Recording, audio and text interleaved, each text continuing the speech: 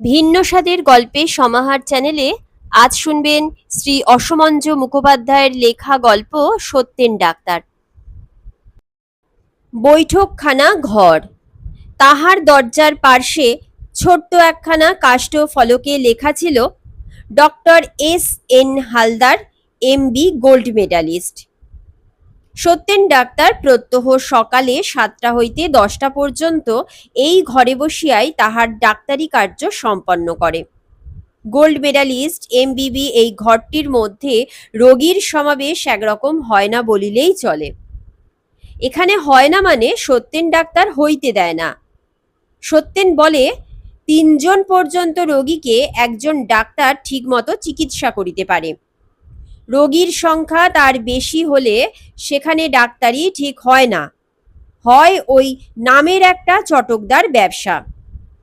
চিন্তাশীল চিকিৎসকের এই মন্তব্যের সত্যাসত্য অপর কাহারও পক্ষে নির্ধারণ করা সহজ নহে। সেদিন সকালে সত্যেন ডাক্তারের সামনেকার চেয়ারখানায় যে ভদ্রলোকটি বসিয়াছিলেন তিনি কহিলেন, আজ 6 মাস এই মাথা ঘোরা রোগে বাবা ভুগছিলেন। আমরা মনে করেছিলুম আপনার ওষুধটা খেয়ে যেন অনেকটা নরম পড়েছে, কিন্তু কাল হঠাৎ দাঁড়িয়ে উঠতে গিয়েই একেবারে যে ঘুরে পড়লেন, ব্যাস।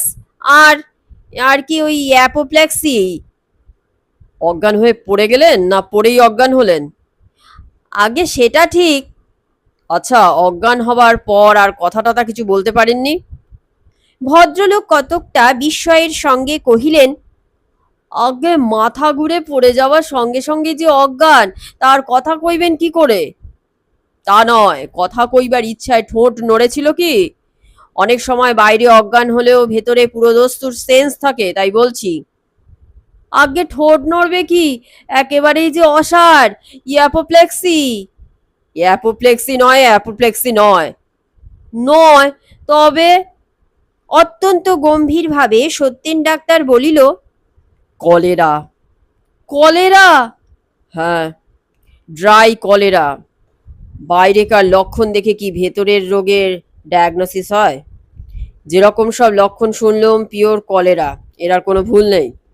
কলেরা হলেই যে ভেদ আর বমি হতে পারে এমন কোনো কথা নেই। যাক। এমন সময় একটি মধ্যবয়স্ক লোক বাহিরের দেওয়াল গাত্রে তাহার বাইকটি ঠেসাইয়া রাখিয়া ভিতরে প্রবেশ করিল। তাহার হাঁটুর উপরের কাপড় রক্তাক্ত, শার্টে কাদার দাগ, কপালের 2-4 জায়গায় তখনও রক্ত ঝরিতেছে। লোকটি বিশেষ কাতরভাবে কহিল, দেখুন ডাক্তার। তাড়াতাড়ি তাহার আপাদমস্তক একবার দেখিয়া লইয়া সত্যেন ডাক্তার কহিল, শুধু শুধু দেখে আর কি করব বলুন? আর রুগী হাতে নেবার আমার সাধ্য নেই, কারণ 3টি রুগী আমার হাতে। বলিয়াই সত্যেন ঢোক গিলিয়া সঙ্গে সঙ্গে কহিল, বসুন বসুন, আমি ভুলে গেছিলুম। 3টির একটি কাল কলেরাতে। যাক, কি হয়েছে আপনার বলুন তো? দেখছি তো সাইকেল থেকে পড়ে গিয়ে চারিদিকে কেটে কুটে গেছে।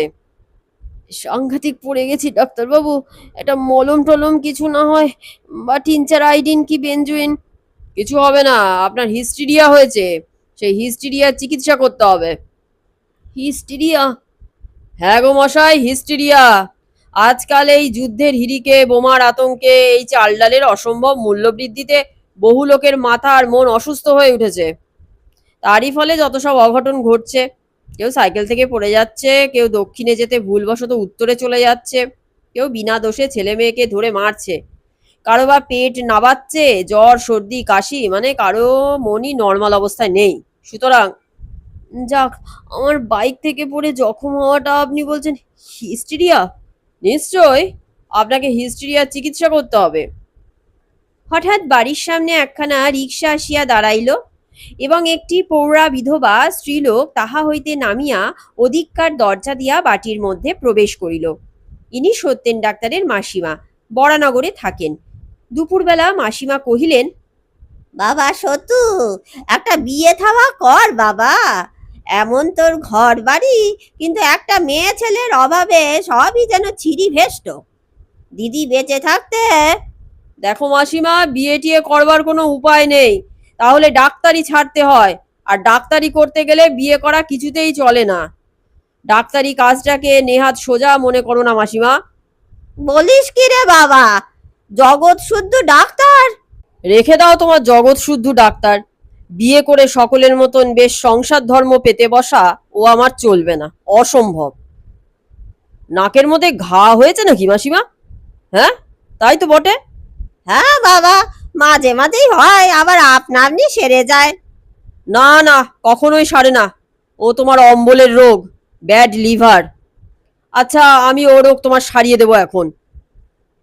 তারপর একটু চুপ করিয়া থাকিয়াই কহিল, না, হবে না। তুমি থাকবে সেই বরানগরে আর আমি এখানে, এতে আমার দ্বারা তোমার চিকিৎসা করা চলবে না। এক কাজ করো তো, রোজ খালি পেটে এক গ্লাস নেবুর জল খেতে শুরু করো। বলিয়াই সত্যেন উঠিয়া দাঁড়াইল এবং পায়ে দিয়া তাড়াতাড়ি বাহির হইয়া গিয়া ট্রামে চাপিয়া বসিল। মিনিট 10-12 পরে ভবানীপুরে নামিয়া একটা ছোট্ট একতলা বাড়ির দরজার কড়া নাড়িতেই একটি দাড়িওয়ালা ভদ্রলোক বাহিরে আসিয়া কহিল, ও, ডাক্তার বাবু? হ্যাঁ, দেখুন, নেবুর জলটা ভাত খাওয়ার পর চলবে না। ওটা খেতে হবে একবার সকালে খালি পেটে আর একবার সন্ধ্যাবেলা। বুঝতে পেরেছেন তো? ব্যাস, এইটে বলতেই আমি এসেছিলুম। ওষুধ যেমন চলছে চলবে। পুনরায় হন হন করিয়া সত্যেন ডাক্তার তাহার গৃহের উদ্দেশ্যে চলিয়া গেল। ইহার দিন 4-5 পরে একদিন রাত প্রায় 2টার সময় ভবানীপুরের ওই বাড়ির দরজার কড়া সেদিনকারই মতো আবার নড়িয়া উঠিল। সেদিনকারই মতো সেই দাড়িওয়ালা ভদ্রলোক দরজা খুলিয়া বাহিরে আসিল এবং কহিল, ডাক্তার বাবু? হ্যাঁ, সকালের ওষুধটা আজ খাওয়ানো হয়েছে কবার? যেমন বলে দিয়েছিলেন 3 বার। চলুন তো, আমি এখন একবার দেখবো আপনার মেয়েটিকে। কি নাম ওর? এই সুলতা না? আগে হ্যাঁ, তা এই এত রাত্রে? রোগের চিকিৎসার কি আর কালাকাল দিন সময় আছে? চিকিৎসকের কর্তব্য ভয়ানক কর্তব্য। এর ভেতর দুঃখও যেমন পাওয়া যায়, আনন্দও তেমনি পাওয়া যায়। আপনার মেয়ের কি যেন নামটা হলো ওর? সুলতা। হ্যাঁ, এই সুলতার চিকিৎসার ভার যখন নিয়েছি তখন, আচ্ছা, ও চিত হয়ে ঘুমোয় না কাত হয়ে ঘুমোয়? কখনো চিত হয়েও ঘুমোয়, কখনো কাত হয়েও ঘুমোয়। তা বললে হবে না, বেশিরভাগ সময় কিভাবে ঘুমোয়। আচ্ছা, ওর জন্মের আগে আপনার স্ত্রীর কখনো বাত বা হাঁপানির মতো কিছু হয়েছিল? আচ্ছা চলুন, আমি এই সময়টা ওকে একবার দেখতে চাই। সুলতা ভদ্রলোকের জ্যেষ্ঠ কন্যা, বয়স বছর 20।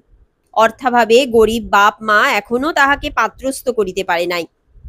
কয়েকদিন আগে তাহার জ্বর ও আমাশয় হইয়াছিল, কিন্তু সত্যেন ডাক্তারের চিকিৎসার আমলে আসিলে সত্যেন অনেক কিছু চিকিৎসা তত্ত্ব আলোড়ন করিয়া তাহাকে ঔষধপত্র দিয়া চিকিৎসা চালাইতেছে।